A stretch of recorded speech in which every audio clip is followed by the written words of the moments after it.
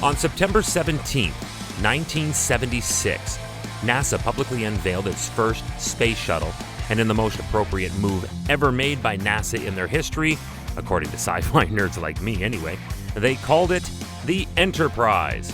Hi, I'm Chris May, writer, producer, and host of This Day in Weather History, now in its second year from the Weather Network in Canada.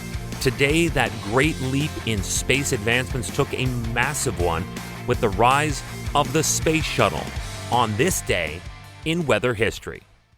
The original name of this demo model space shuttle was actually going to be Constitution, but a massive write-in campaign by Star Trek fans, I was too young at the time, so don't look at me, they urged President Gerald Ford to go with the name Enterprise, and he did.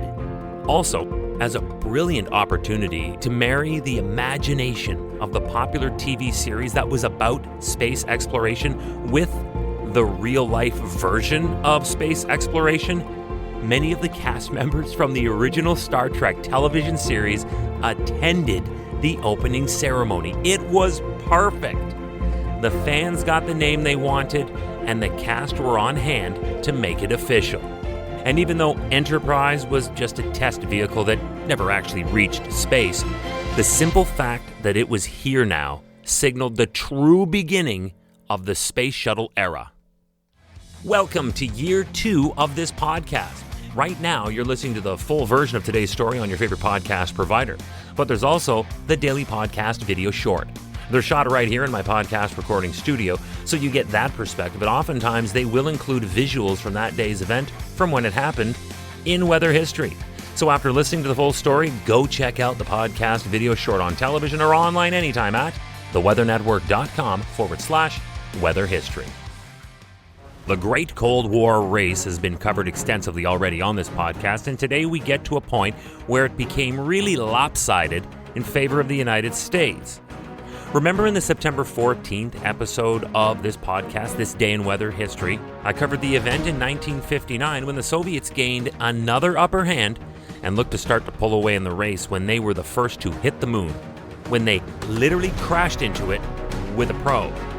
And make no mistake, this was the dawn of a whole new era of spaceflight and exploration. First, the ship itself now looked more like an airplane instead of a missile. And because of this, it also became the first spaceship to fly freely when it was lifted in 1977 to a height of 25,000 feet by a Boeing 747 airplane, and then it was released, gliding back to Edwards Air Force Base on its own. Now, pilots could return the ship to Earth by landing it on a runway just like a plane and use it again. But this September 17th debut was just the birth.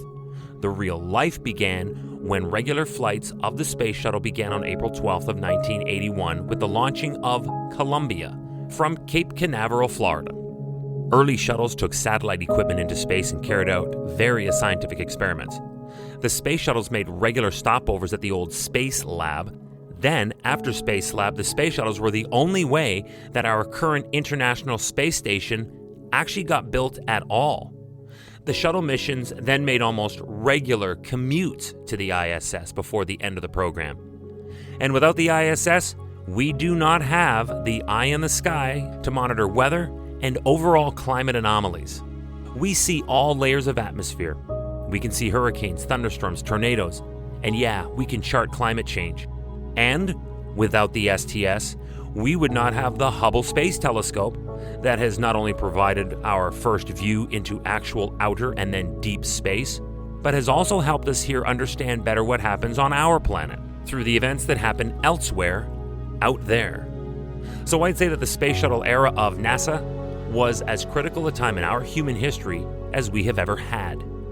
And now, as we continue to forge ahead through the 21st century, we have the STS missions to thank for how far they got us in their time. And it was all introduced to the world on a sunny afternoon with the cast of Star Trek on the tarmac, September 17th, 1976. This day in weather history. Tomorrow is September 18th. A hurricane named Maria reached sustained winds of 175 miles per hour or 280 kilometers per hour just before making landfall on Dominica, becoming the first Category 5 hurricane on record to strike the island. It was just weeks after Hurricane Irma and Hurricane Harvey devastated cities around the Gulf of Mexico. But this one went on to be a bigger story than anyone in Puerto Rico could ever have imagined. And we'll let you in on all the details when we are back together again tomorrow, September 18th, on this day in weather history with me, your host, Chris May.